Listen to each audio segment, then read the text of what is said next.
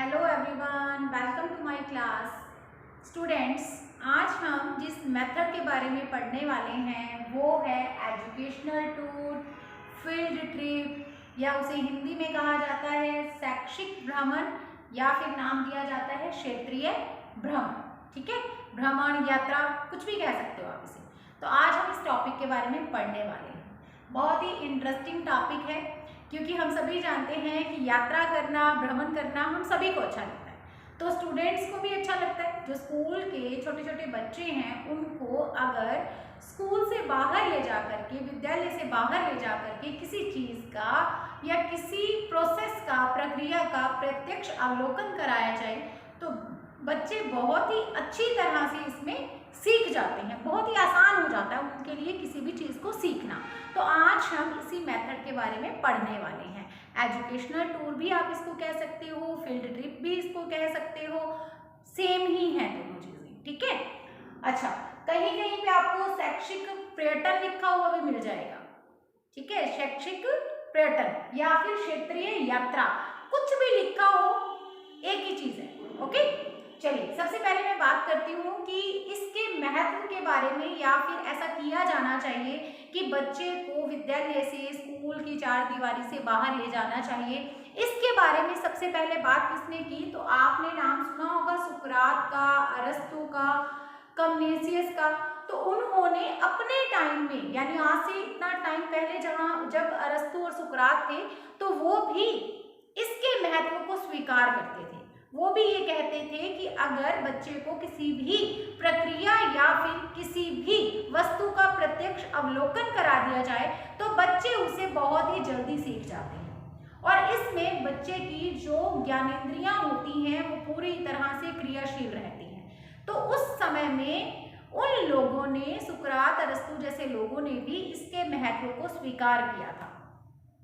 अब बात आती है कि इसका सबसे पहले विधिवत रूप से किसने प्रयोग किया था। तो मैं आपको बता दूं कि इसका सबसे पहले यूज करने वाले, इसका सबसे पहले प्रयोग करने वाले थे प्रोफेसर राम। ठीक है, RAN, और हिंदी में ऐसा लिखा हुआ मिलेगा। और इन्होंने इसका जो यूज किया इस मेथड का, वो कौन से सब्जेक्ट में किया, तो किया इन्होंने भूगोल व इतिहास शिक्षण में। ठीक है, इस मेथड से इन्होंने किस सब्जेक्ट को पढ़ाया, भूगोल और इतिहास पढ़ाया इन्होंने इस मेथड का यूज करके। तो अगर आपसे पूछा जाए कि इस विधि का सबसे पहले विधिवत रूप से प्रयोग करने वाले कौन है, तो प्रोफेसर राम। ओके, चलिए अब आप आगे एक चीज और जानिए। जैसे कि मैंने आपको बताया, वैसे तो इसका अर्थ आपको समझ में आया हुआ है, मुझे समझाने की जरूरत नहीं है, लेकिन जैसे कि मैंने आपको बताया कि इसके लिए एक शब्द आता है क्षेत्राटन। ठीक है, ये शब्द मैंने अभी बोला था, क्षेत्राटन। संधि विच्छेद करो इसका, क्षेत्र धन आटन, यही बनता है। तो क्षेत्र का मतलब क्या होता है, स्थान, और आटन का मतलब क्या, यात्रा या भ्रमण।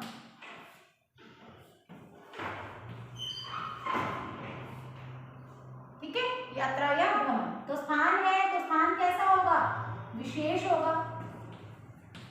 ठीक है, स्थान विशेष की यात्रा या भ्रमण क्या कहलाता है, क्षेत्राटन कहलाता है, क्षेत्रीय भ्रमण कहलाता है, शैक्षिक भ्रमण कहलाता है। ठीक है, क्योंकि हम बच्चे को शैक्षिक उद्देश्यों की प्राप्ति करने के लिए या शैक्षिक उद्देश्यों के लिए उनको कुछ सिखाने के लिए, यानी जो हमारा पाठ्य वस्तु है उसके बारे में उनको नॉलेज देने के लिए टूर पे लेकर के जा रहे हैं, ट्रिप पे लेके जा रहे हैं, इसलिए हम उसको कहते हैं शैक्षिक भ्रमण या शैक्षिक पर्यटन या फिर क्षेत्रीय भ्रमण, कुछ भी कह लो, अभी बताया मैंने, कोई भी नाम आ सकता है। ठीक है, तो किसी स्थान विशेष की यात्रा या भ्रमण को हम कहते हैं क्षेत्राटन। ये चीज क्लियर में होगी आपको। सबसे पहले प्रयोग करने वाले ये हैं, बात करने वाले कब से बात शुरू हो गई थी, तो सुकरात, अरस्तु के टाइम से इसके महत्व को स्वीकार कर लिया गया। अब देखिए स्टूडेंट्स में क्या किया जाता है, मनोविज्ञान ये कहता है, यानी मनोवैज्ञानिक दृष्टि से ये सिद्ध हो चुका है कि ऐसा कोई भी काम जिसमें बच्चा अपनी पूरी इंद्रियों का प्रयोग करता है, उनको क्रियाशील रखता है, तो वो जो वहां से बच्चे को सीखने को मिलेगा, जो ज्ञान प्राप्त करेगा बच्चा, वो पूरी तरह से स्थायी होगा वो ज्ञान, और उसके बाद उसकी वो दीर्घकालीन स्मृति में चला जाएगा, वो कभी नहीं भूलेगा। आप खुद किसी चीज को चेक कर लो।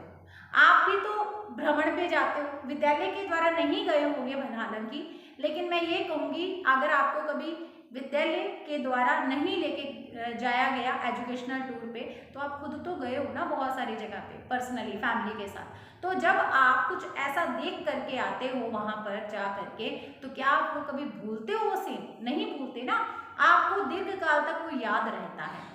अब इसी तरह से यहाँ पे जो हम बात करते हैं शैक्षिक भ्रमण के द्वारा बच्चे की इंद्रियों को जागृत करने की, क्रियाशील करने की, तो वो पूरी तरह से अच्छे से काम हो जाता है। वो कैसे हो जाता है? क्योंकि मैंने अभी बताया ना, मनोविज्ञान क्या कहता है कि आप किसी ऐसे मेथड से बच्चे को पढ़ाएं जिससे कि बच्चे की जो ज्ञानेंद्रियां हैं, जो इंद्रियां हैं, वो पूरी तरह से क्रियाशील रहें या कार्य करें, तो वो चीज बच्चा कभी नहीं भूलेगा। तो ये मेथड उसी कैटेगरी में ही आता है। बच्चों को घूमना अच्छा लगता है, जब आप बच्चों को टूर पे लेकर के जाएंगे, भ्रमण पर, यात्रा पर लेकर के जाएंगे, तो बच्चे पूरी तरह से एक्टिव होंगे, उनमें एक जोश होगा, और जो भी कुछ आप वहाँ पे उनको सिखाएंगे वो उनको अच्छे से समझ में भी आएगा, और इसके साथ साथ वो कभी भी भूलेंगे भी नहीं, स्थायी ज्ञान की प्राप्ति हो जाएगी उनको। ठीक है, तो इसमें क्या किया जाता है, इसमें विद्यार्थियों को विद्यालय से या विद्यालय की चार दीवारी से बाहर ले जा करके किसी भी वस्तु या प्रक्रिया का प्रत्यक्ष एवं वास्तविक अवलोकन कराया जाता है। फिर से लाइन रिपीट कर देती हूँ। शैक्षिक भ्रमण में क्या किया जाता है? शैक्षिक भ्रमण में विद्यार्थियों को कक्षा या विद्यालय की चार दीवारी से बाहर ले जाकर किसी वस्तु या प्रक्रिया का प्रत्यक्ष एवं वास्तविक अवलोकन कराया जाता है। ठीक है, इसे हम क्या कहते हैं? शैक्षिक भ्रमण कहते हैं। अब आप देखिए, ये जो वस्तु या जो प्रक्रिया जिसका हम प्रत्यक्ष या फिर वास्तविक अवलोकन हम बच्चों को करवा रहे हैं, वो टॉपिक क्या होता है? हमारे पाठ्यक्रम का हिस्सा होता है। जो हमने बच्चे को सिलेबस कराना है ना, उसकी पूर्ति होती है इस शैक्षिक टूर यानी कि शैक्षिक भ्रमण के द्वारा, एजुकेशनल टूर के द्वारा। बात समझ में आ रही होगी? यानी हम जो उनको चार दीवारी से, विद्यालय की चार दीवारी से बाहर लेकर के जा रहे हैं, तो उससे हमारे किस उद्देश्य की पूर्ति हो रही है?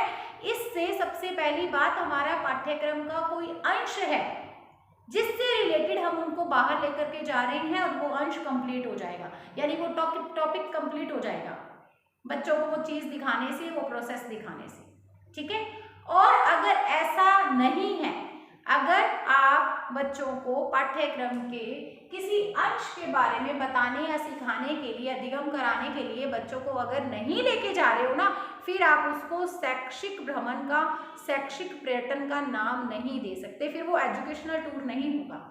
अगर उसका जो पर्पस है वो पाठ्यक्रम के किसी अंश को, किसी टॉपिक को कंप्लीट करना नहीं है, तो वो टूर जो आपका है, जो ट्रिप है, वो एजुकेशनल नहीं कहलाएगी, वो शैक्षिक भ्रमण की श्रेणी में नहीं आएगा। ये भी क्लियर कर लो। यानी शैक्षिक उद्देश्यों की पूर्ति होनी चाहिए, पाठ्यक्रम के किसी टॉपिक की वहाँ पे कंप्लीशन, या फिर हम कह सकते हैं संपूर्णता होनी चाहिए, कि उससे बच्चों को वो टॉपिक अच्छे से समझ में आ जाएगा, तभी हम उसको शैक्षिक पर्यटन या एजुकेशनल टूर कह सकते हैं। ये चीजें पढ़ ली। कॉन्सेप्ट के बाद हमारा जो नेक्स्ट पॉइंट होता है, हम किस पे बात करते हैं? मेथड्स पढ़ते हैं। अभी काफ़ी सारे मेथड्स पढ़ भी लिए हैं, तो अगला बिंदु क्या होता है आपके अनुसार? तो अगला बिंदु है हमारा डेफिनेशंस का। अब हम बात करेंगे डेफिनेशन की, तो चलिए पढ़ते हैं इसकी डेफिनेशंस। पियर्स एवं लोरबर के अनुसार शैक्षिक पर्यटन का उद्देश्य बालक को कक्षा से बाहर वास्तविक विश्व का ज्ञान कराना है। क्या कहते हैं पियर्स एंड लोरबर? इनके अनुसार शैक्षिक पर्यटन का उद्देश्य बालक को कक्षा से बाहर वास्तविक विश्व का ज्ञान कराना है, यानी वास्तविक अनुभव प्रदान करना है हमने बालक को। ठीक है, चलिए हमारी दूसरी परिभाषा है के एस याजनिक के अनुसार। के एस याजनिक क्या कहते हैं? यह वास्तव में सत्य है कि कोई भी शिक्षक सहायक सामग्री, ठीक है, शिक्षक सहायक सामग्री शैक्षिक भ्रमण का स्थान नहीं ले सकती। कोई भी शिक्षक सहायक सामग्री जो है वो किसका स्थान नहीं ले सकती? शैक्षिक भ्रमण का स्थान नहीं ले सकती। क्यों नहीं ले सकती? क्योंकि यह बालक को वास्तविक एवं प्रत्यक्ष ज्ञान कराते हैं। कौन? ये जो शैक्षिक भ्रमण होते हैं ये बालक को वास्तविक और प्रत्यक्ष ज्ञान कराते हैं। जब कभी संभव हो बालकों को शैक्षिक भ्रमण के लिए विद्यालय से बाहर ले जाना चाहिए। जब कभी भी संभव हो बालक को शैक्षिक भ्रमण के लिए विद्यालय से बाहर ले जाना चाहिए, ताकि वे स्वयं के अनुभवों से ज्ञान प्राप्त कर सकें, ताकि वह खुद के अनुभवों से ज्ञान प्राप्त कर सकें। स्वयं का अनुभव बालक का एक प्रभावशाली शिक्षक है। जो खुद का बच्चे का अनुभव होता है, यानी कि वो वास्तविक रूप से किसी वस्तु या प्रक्रिया को क्या करता है? देख करके, प्रत्यक्ष रूप से देख करके सीखता है, तो वो खुद अपना एक प्रभावशाली शिक्षक बन जाता है। उसके अनुभव उसके प्रभावशाली शिक्षक के रूप में कार्य करते हैं। ठीक है, क्योंकि जो कुछ भी हम सीखते हैं तो वो जरूरी नहीं है कि क्लास में खड़े होकर के जब हम पढ़ाते हैं तब हम गुरु बनते हैं। नहीं, ऐसा नहीं है। शिक्षक अर्थात जीवन में हमें जो कोई भी कुछ भी सिखा दे तो वो आपका शिक्षक है। तो यहाँ पे बच्चा खुद अपना शिक्षक है, उसके अनुभव खुद उसके शिक्षक हैं।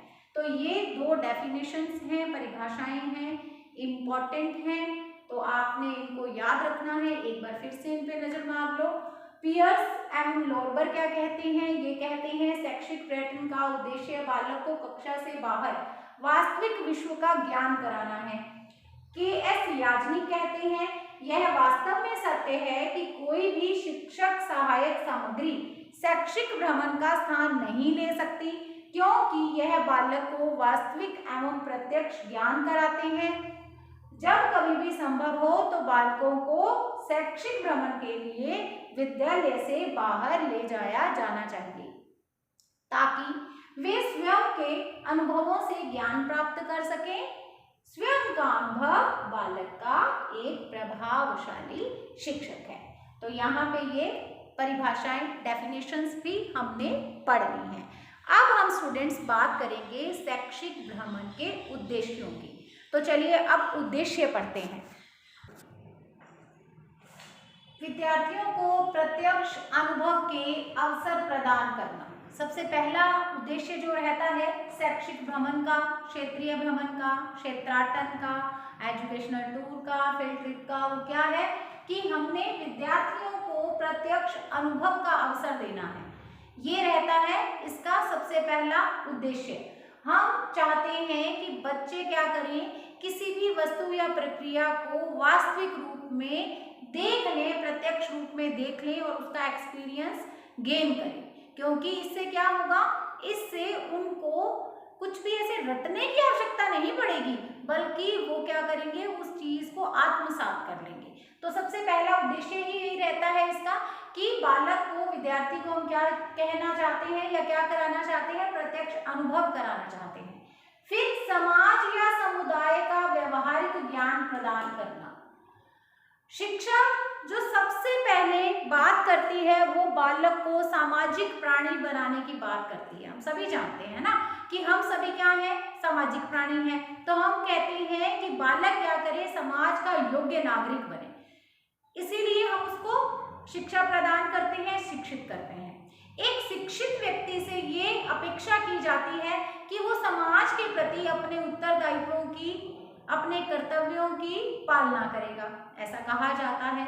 तो यहाँ पे हम जो किताबों में बच्चे को इतना कुछ पढ़ाते हैं कि आपको समाज के प्रति अपने कर्तव्यों की पालना करनी है, आपने कभी, जब हम बालक को ये जो किताबी ज्ञान है ये देते हैं कि आपने ऐसा करना है, ऐसे करना है, तो बालक को जब हम वहां से, विद्यालय से, कक्षा से बाहर लेके जाते हैं, तो जो रियल अनुभव है ना, तो वो तो उस टाइम पे प्राप्त होंगे बच्चे को। ठीक है, हम उस टाइम पे उसके व्यवहार को चेक करेंगे कि क्या वास्तव में वो जो सिखाया गया है क्लास में उन सब बातों को अपने व्यवहार में लेता है या नहीं लेता है। ये होता है एग्जैक्ट टाइम। तो यहाँ पे बच्चे को हम उस समुदाय या उस समाज के संपर्क में लेकर के जाते हैं, जिससे क्या होता है कि बच्चे के हम वास्तविक व्यवहार को देखते हैं कि वास्तव में वो वहां पर जाकर के कैसा बिहेव करता है, कैसा व्यवहार करता है। तो समाज या समुदाय का व्यवहारिक ज्ञान भी हम उसको देते हैं कि वास्तव में उसके चारों ओर का समाज कैसा है और उसे अपने समाज में अपने आप को किस तरह से एडजस्ट करना है, समायोजित करना है। फिर देखिए, व्यक्तिगत एवं सामाजिक गुणों का विकास करना, ये भी शैक्षिक भ्रमण का, एजुकेशनल टूर का एक उद्देश्य रहता है, प्रमुख उद्देश्य रहता है। हम बालक में व्यक्तिगत एवं सामाजिक गुणों का विकास करना चाहते हैं। देखिए, अब जब आप बालक को विद्यालय से बाहर कहीं लेकर के जाते हैं तो सभी बच्चे आपस में सहयोग की भावना रखते हैं ना। इवन यहाँ तक कि आप देखा करो, दूसरों का भी ध्यान रखते हैं, अपना ध्यान रखने के साथ साथ दूसरों का भी ध्यान रखते हैं। यहाँ पे एक छोटा सा उदाहरण है, जैसे आप बस से कहीं पे गए हैं, कहीं बच्चों को 20-25 बच्चों को, अपनी क्लास के बच्चों को लेके गए हैं, तो वहाँ क्या होता है, अगर एक भी बच्चा क्लास का जो बच्चा है, एक भी बच्चा अभी तक बस में अगर नहीं पहुंचा है, बस चलने वाली है, हम वहाँ से निकलने वाले हैं, तो सब ध्यान रखते हैं, वो नहीं आया अभी मैम, वही नहीं आया सर, वो नहीं आया, वो नहीं आया। तो इससे क्या पता चलता है, वो आपस में क्या करते हैं, एक दूसरे का सहयोग करते हैं, शेयरिंग करते हैं चीजों की। ठीक है, तो इस तरह से बहुत सारे ऐसे सामाजिक गुण होते हैं जो बच्चे में अपने आप से डेवलप हो जाते हैं, बहुत सारे ऐसे व्यक्तिगत गुण होते हैं उसके। अब जैसे यहाँ पे ही एक नेक्स्ट जो हम बात करें तो बच्चे में जैसे यहाँ पे है स्वच्छ आदतों का विकास करना, तो ये व्यक्तिगत उसका गुण हो गया ना, उसमें बहुत सारी अच्छी अच्छी आदतें आ जाएंगी।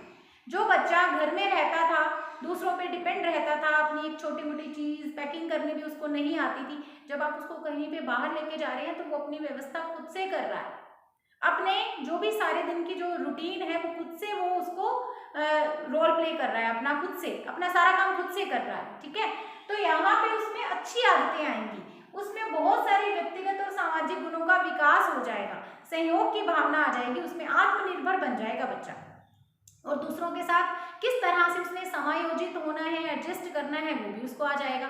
इसके बाद देखिए, विद्यार्थियों में पर्यावरण को जानने की उत्सुकता जागृत करना, ये भी इसका एक उद्देश्य है कि बालक के मन में ये क्यूरियोसिटी हो, अपने आसपास के वातावरण की को जानने की उसकी इच्छा हो, ये भी इसका एक उद्देश्य है। क्योंकि हम बालक को कहाँ पे लेके जाएंगे, भ्रमण में, भ्रमण पे हम उसको लेके जाएंगे। हालांकि अभी अगली क्लास में मैं आपको भ्रमण के प्रकार बताने वाली हूँ कि हम कहाँ कहाँ पे बच्चे को भ्रमण पे लेके जा सकते हैं या फिर किस तरह का भ्रमण हो सकता है।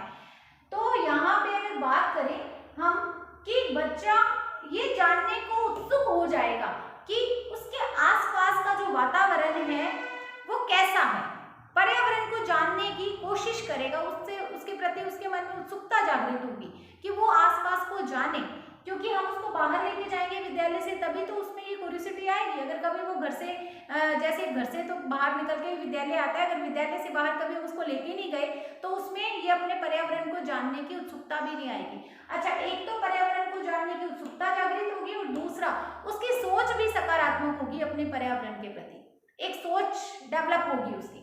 फिर देखिए, स्वच्छ आदतें मैंने बता दी, जो बच्चा घर पे कोई काम नहीं करता था, अब बच्चा जो है अपना सारा का सारा काम वहाँ पे खुद कर रहा है, अच्छे से मैनेज कर रहा है वहाँ पे, तो ये हो गया उसके स्वच्छ आदतों का विकास। ठीक है, उसमें अच्छी अच्छी आदतें आ जाएंगी उसमें, क्योंकि बच्चे घर में क्या होते हैं, थोड़े लेजी भी होते हैं, या दूसरी मैं बात कहूँ तो अपना काम खुद से नहीं करते हैं, थोड़ा सा साफ सुथरे भी नहीं रहते होंगे, कुछ बच्चे ऐसा करते हैं, है ना। लेकिन जब आप सब बच्चों को कहीं बाहर लेकर के जाएंगे तो बच्चे प्रॉपर, क्योंकि दूसरे लोग उनको देख रहे हैं, उनके टीचर्स उनको देख रहे हैं, उनके जो क्लासमेट्स हैं वो उसको देख रहे हैं, उसके साथ हैं, तो अब वो क्या करेगा, प्रॉपर चीजें सीख जाएगा।